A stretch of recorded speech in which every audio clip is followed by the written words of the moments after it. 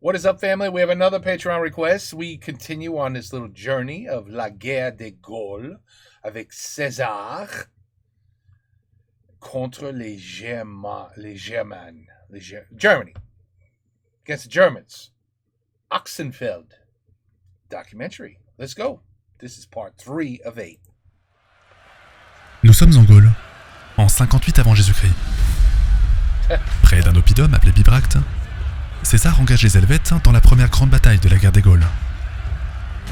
Malgré la fureur des guerriers celtes, les Romains tiennent le choc et forcent leur ennemi à baisser les armes. Après sa victoire, il semble que César ait réussi son pari. Il est entré en Gaule avec un prétexte, celui d'empêcher la migration des Helvètes pour éviter une soi-disant invasion germanique de la région des Alpes. Désormais, pour devenir plus riche que Crassus et plus puissant que Pompée, il doit trouver un moyen de rester en Gaule pour s'y établir en conquérant. Heureusement, le proconsul peut désormais planifier sur le long terme. Il a reçu un mandat de 5 ans pour diriger 3 provinces. Il a recruté un fou furieux pour écarter ses ennemis politiques. Caton est envoyé à Chypre. Cicéron est exilé en Thessalonique. À moins que Crassus ou Pompée ne réagissent, plus personne ne peut arrêter César dans sa course folle vers le pouvoir. Sound like somebody else, but eventually he was stopped.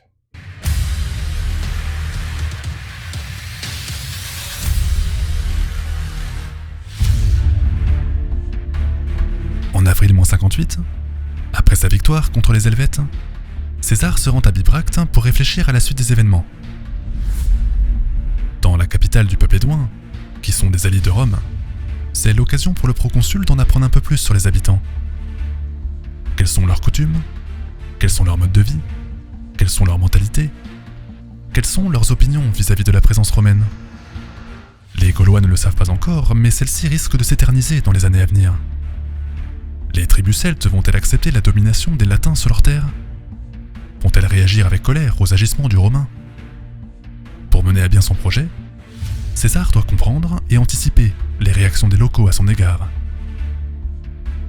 Déjà, comme nous l'avons vu dans l'épisode précédent, les Gaulois sont divisés entre pro-romains, comme Divicacus, et anti-romains, comme Dumnorix. Quand le premier défend les avantages commerciaux tirés d'un rapprochement avec Rome, le second met en garde contre l'ingérence de la République latine. Commerce et enrichissement, contre honneur et indépendance, le débat est très vif parmi des Gaulois qui se déchirent sur la question romaine. En effet, ces opinions découlent directement de la façon dont le pouvoir fonctionne chez les Celtes.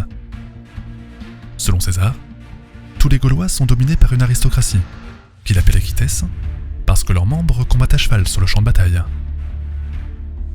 Dans les affaires civiles, en revanche, les Equites sont plutôt des propriétaires terriens. Les terrains qu'ils possèdent sont tellement gorgés de richesses qu'ils rendraient jaloux les patriciens les plus puissants de Rome. Minerais, fermes, production agricole, champs de blé, d'orge et pâturage à perte de vue. La Gaule est connue pour sa surproduction agricole, au point que 50% des forêts ont été abattues en quelques siècles. Et à la tête de ces réseaux fermiers, les aristocrates gaulois s'affichent un peu comme des Romains.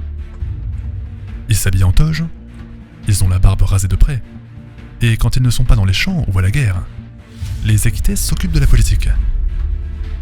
Au sein d'une assemblée que César appelle Sénat, ils négocient les traités et nomment des magistrats pour exécuter leur volonté. Parfois, à la tête de la magistrature se trouve un sort de premier ministre, appelé Vergobrette, qui endosse la fonction suprême de l'exécutif. Ensuite, chaque aristocrate s'appuie sur des vassaux, que César appelle familia, pour augmenter leur influence au sein de la tribu. Marchands, commerçants, intellectuels, navigateurs, armateurs, guerriers ou mercenaires. Derrière chaque artisan ou chaque soldat, il existe une appartenance à un réseau familial.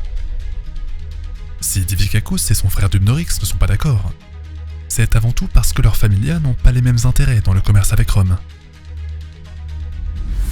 À Bibracte, la première chose que fait César est de dénoncer les familias qui s'opposent à lui et de réconforter ses soutiens. Hurlant la trahison de Dumnorix, qui n'avait pas livré le blé aux Romains comme il l'avait promis, il demande un châtiment exemplaire. À cœur joie, les marchands de vin, les marchands d'armes, les fournisseurs de l'armée romaine jouent le jeu de leur invité. Plus vite la sentence sera prononcée, plus vite les affaires reprendront avec Rome. Divicacus se retrouve alors en position délicate. D'un côté, Dumnorix est son frère et il ne peut le condamner à mort. De l'autre, sa richesse provient du commerce de vin et Business is business. sa familia veut faire plaisir à César. Implorant le proconsul, il lui demande la vie sauve pour Dumnorix. Ce dernier accepte, mais il s'assure que le parti anti-romain soit écarté.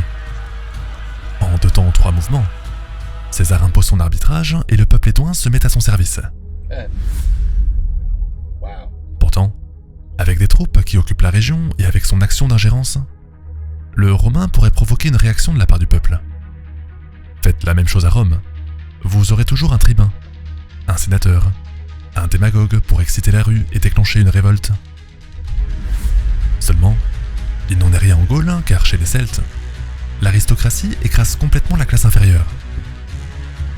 Pour ces millions de laboureurs, de paysans, de fermiers, pour tous ceux dont la rigueur des champs rythme la vie quotidienne, les affaires politiques ne les concernent pas.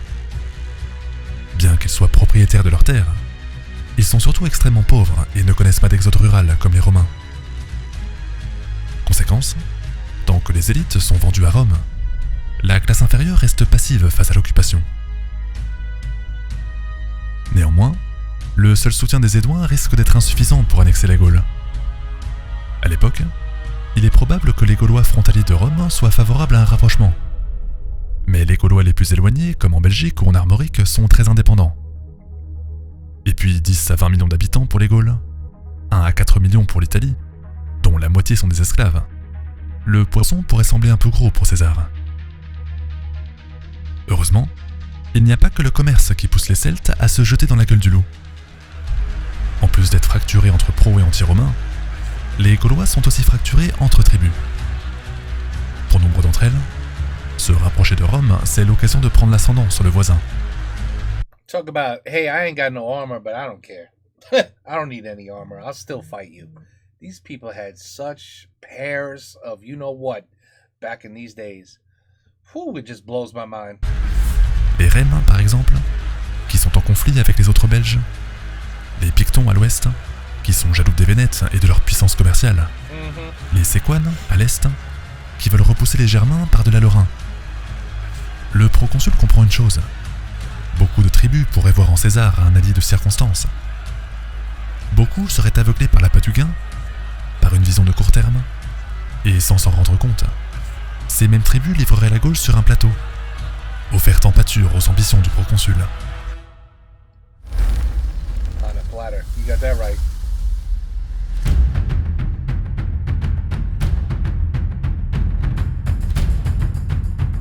En 58 avant Jésus-Christ, César veut jouer sur les fractures de la société gauloise pour la conquérir.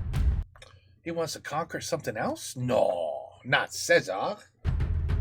Problème, si les aristocrates comme Divicacus semblent corruptibles, la Gaule compte aussi des dizaines, des vingtaines, des centaines de chefs, de druides ou de militaires comme Dumnorix. Des personnes opposées à Rome et sa domination qui veulent conserver l'indépendance des peuples gaulois. Le grand danger pour César, c'est que leurs opinions se retrouvent majoritaires. En effet, il existe à l'époque une sorte d'assemblée des Gaules, qu'un chef ou qu'un sénat gaulois peut convoquer d'un jour à l'autre. Appelé Concilium Galliae par le proconsul, c'est une institution qui réunit tous les grands aristocrates de tous les peuples gaulois. Le lieu n'est jamais défini, les participants ne sont jamais inscrits, mais le Concilium est la preuve que les Gaulois ont conscience d'avoir des intérêts communs. Même s'ils se détestent, même s'ils se méprisent, même s'ils se battent entre tribus, ils savent aussi mettre leurs différents côtés lorsqu'un enjeu les concerne tous. À l'époque de César, on pense que Divicacus tient une position dominante dans cette assemblée. Selon l'historien Tite-Live, il est en effet habituel pour les Gaulois de désigner un patron, ou principatus en latin. Le patron n'est pas le maître, mais il a un droit d'initiative. Il pèse davantage dans les débats. Il peut parler au nom de tous. À cet égard, les Édouins seraient le peuple patron des autres tribus. C'est après tout le clan le plus fort, le plus puissant, et leurs rivaux comme les Arvernes ont perdu en influence. Aussi, si nous schématisons, La Gaule serait fracturée entre centaines de tribus, mais une de ces tribus recevrait un droit de patronage, un principatus, pour tenter d'arbitrer les conflits. Il est impossible d'en savoir plus tant les sources historiques sont rares à ce sujet, mais si les Édouins sont le peuple patron de la Gaule, et que leur chef est un ami de César, alors le proconsul pourrait s'ingérer dans les affaires des Gaulois. Il pourrait écarter les anti-romains, comme les Belges ou les Vénètes, et s'appuyer sur les amis de Rome. Par contre, si César se montre agressif, les tribus pourraient s'unir contre lui. S'il existe un semblant d'unité politique, il persiste aussi un lien culturel très fort entre Gaulois. C'est vrai que les peuples du Sud, comme les Aquitains, sont presque romanisés.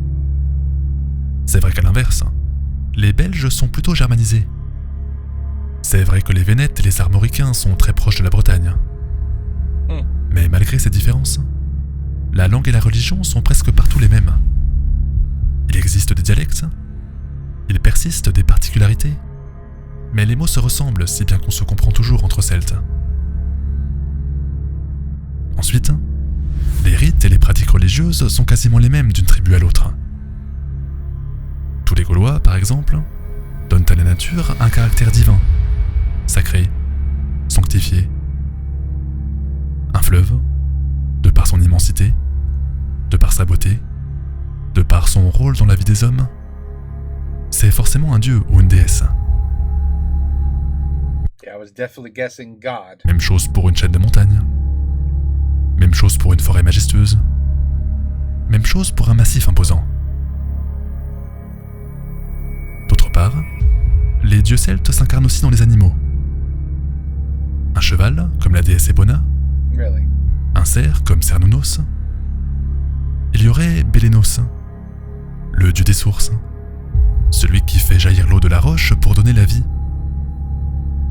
Il y aurait Toutatis, le dieu protecteur de la tribu. En Gaule, vous l'aurez compris, le divin est toujours informe, abscon, presque insaisissable, alors qu'à Rome, tous les dieux sont anthropomorphes, c'est-à-dire représentés sous forme humaine. En plus du langage, les différences en matière de religion peuvent créer un sentiment d'appartenance entre Gaulois. Bref, même si la Gaule est fracturée, César ne peut pas s'emparer du territoire d'un seul coup de main. S'il attaquerait d'un seul coup avec toutes ses légions, les Gaulois se retourneraient contre lui. Bien sûr, They should. il est difficile de connaître avec précision les plans du Romain.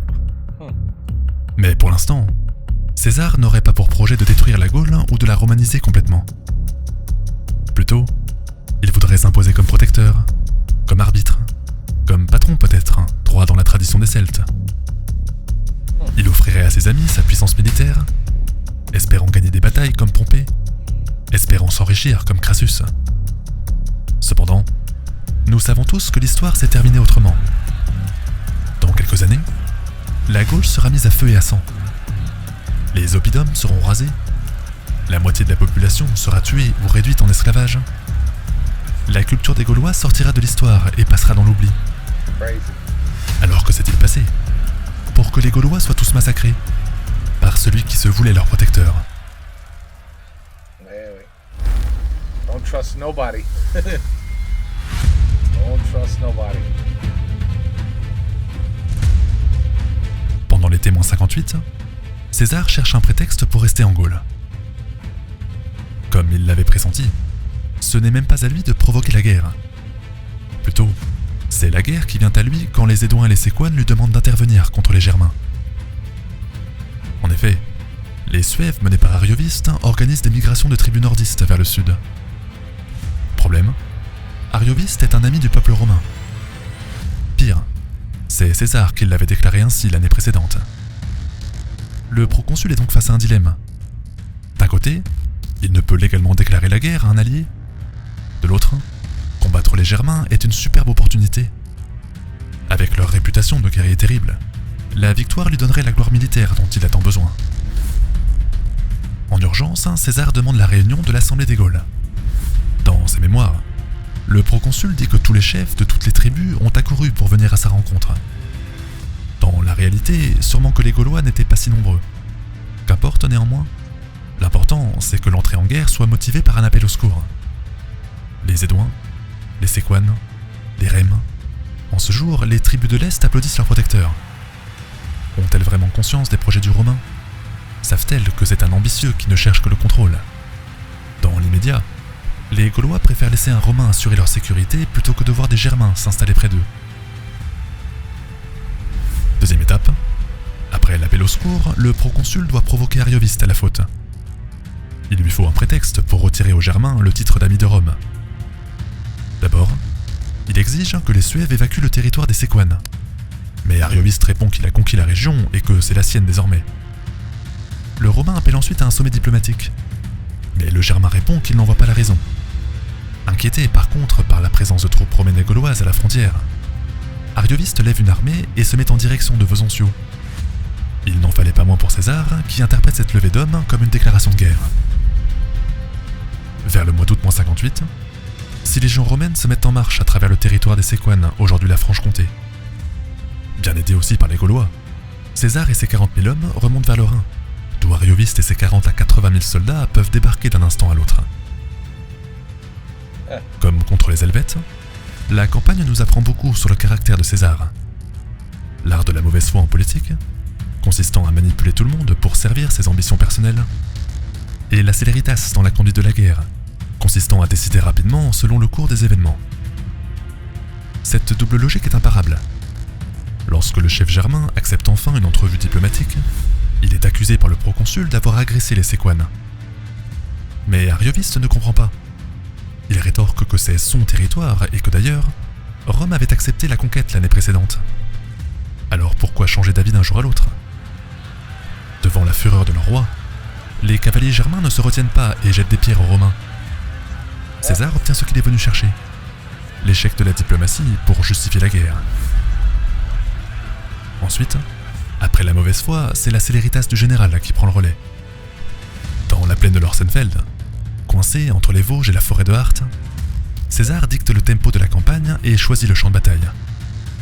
Il se déploie sur un terrain favorable, il attend son ennemi, espérant que sa colère le pousse à une offensive imprudente.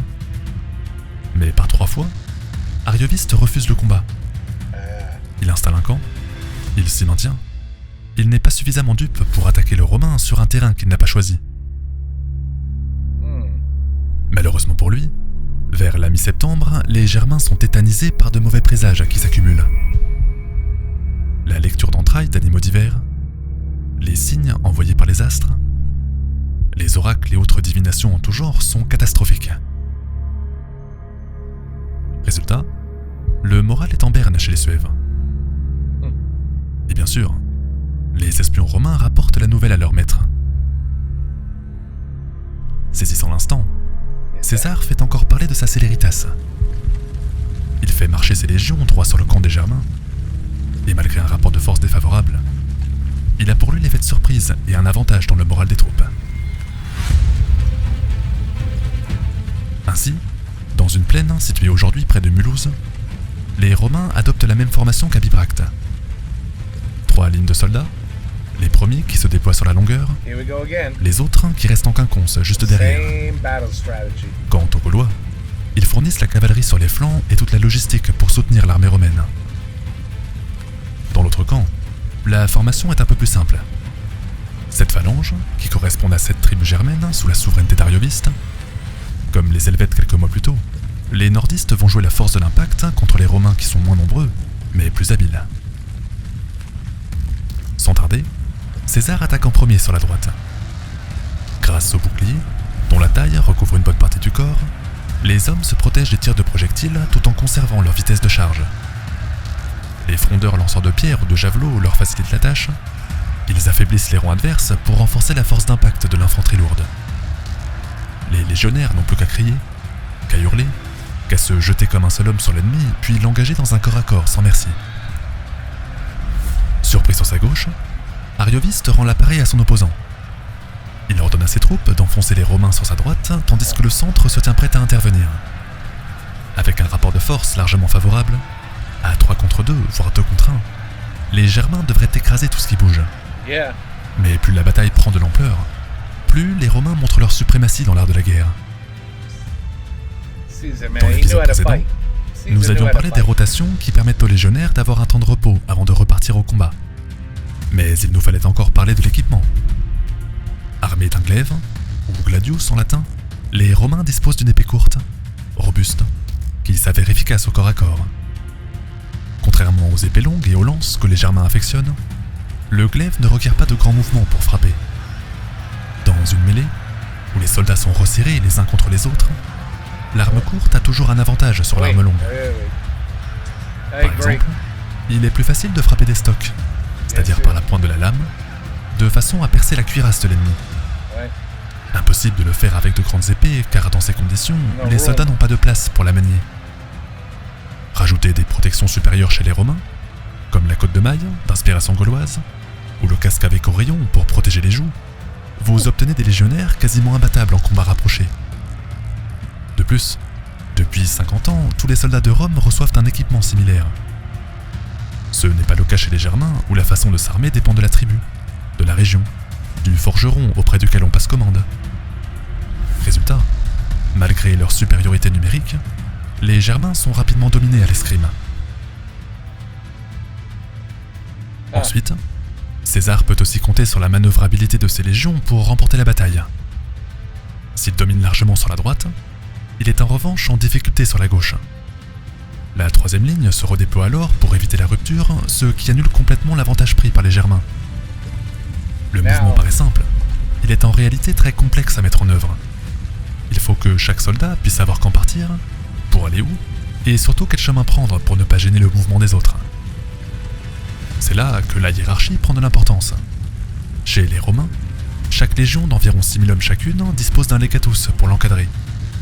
Celui-ci s'appuie sur les tribunus pour commander des cohortes de 500 hommes chacune. Puis ce dernier reçoit l'appui des centuriones pour les manœuvrer. En règle générale, un centurion est à la tête d'une centurie d'environ 100 hommes.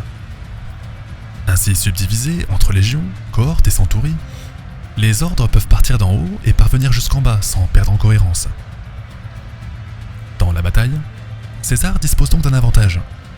Il peut envoyer des renforts sur la gauche, là où il est en difficulté, alors qu'Arioviste ne peut pas faire de même sur la droite. 'Cause he'll lose the center. Les 7 blocs germains étant formés par 7 tribus différentes, et les 7 tribus obéissant à des organisations qui leur sont propres, impossible de les manœuvrer de façon complexe. He's just smarter. He was just smarter. Caesar, you can hate him all you want, but he knew what he was doing on the field. Finalement, la manœuvrabilité et l'équipement supérieur de la Légion font de la bataille une victoire pour les Romains. Ooh la la.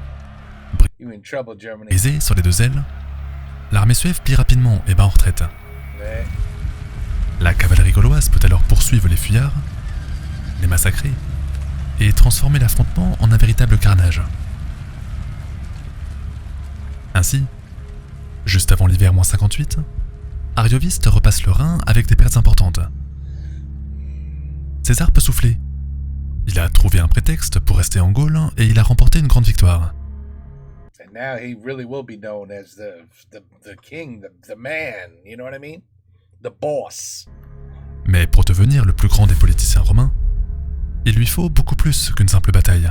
What? I thought that would do it. You just beat an army with 40 to 80,000. Il lui faudrait annexer, dominer, montrer sa puissance aux yeux de l'opinion. Sounds like our politicians today. Heureusement, à peine Arioviste a-t-il repassé le Rhin, à peine la Gaule se remet-elle de la nouvelle de la bataille. Voilà que la Belgique entre en ébullition. Pour les Belges, l'ingérence du proconsul dans les affaires des Gaulois est insupportable. Mais sans le savoir, ils donnent à César tout ce dont il désirait le plus. Une nouvelle occasion de partir en guerre, sans en être officiellement le responsable. Wow. He had so many things planned, this guy. Unbelievable.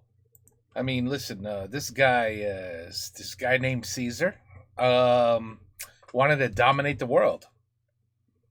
Just needed any reason whatsoever to say, hey, we have to go to war. We don't have a choice. He just killed probably 80,000 Germans with a 40,000 man, team, whatever. His his strategy is just amazing. Why didn't anybody else pick up on his strategy? Because he just basically did again what he did a month ago, and did it no problem.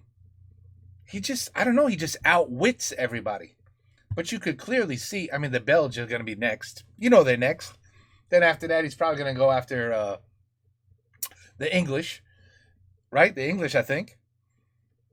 Angleterre, I should say. Or les Anglais. I don't know. But he's clearly, he clearly wants control of all the regions. Very obvious. And I don't know, it's going to be interesting to see who finally stops him. Who, you know, what strategy and who is finally going to end this. So this, you know, to stop this madness. Because in his eyes now, that's it. He just, back in these days, it's just unbelievable anyway. It's almost like, did anybody have a heart?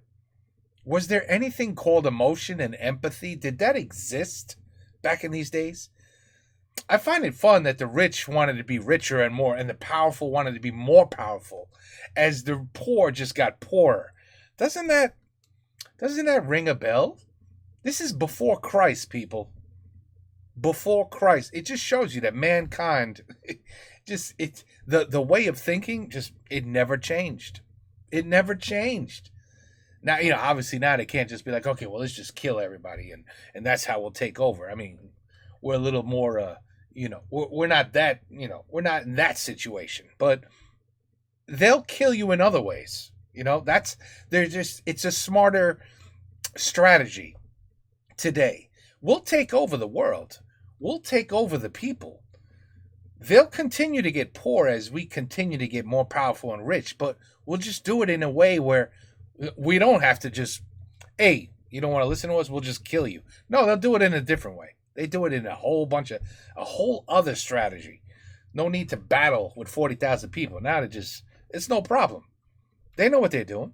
They strain till there's nothing left of you. And you give up. You wave your white flag. You win. I'm dead. You know, that's it. I'm done. I can't do this anymore. But I don't know. I can't. But on va voir. Who's next? Well, I think the Belgians next. Definitely, they're going to be next. But I can't wait to see who actually puts an end to this. You know, we'll see. History can be interesting if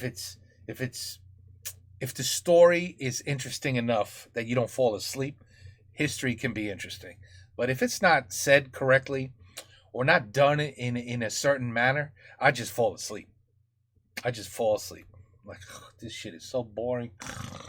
But when it's done in certain ways, you know, it's good. Even Sabaton. Have you ever heard the music band called Sabaton? I mean, they're basically history teachers through music, and they make it interesting too with their videos, their lyrics, and you learn something. Oh, that's what happened in that battle, but it's through music. It makes it fun, interesting. You don't fall asleep. Anyway, voila. Part 3 of 8 done. Caesar basically whooped the Germans' asses, and I have a feeling we know where he's going next, but we'll find out. Take care. Peace out. À la prochaine.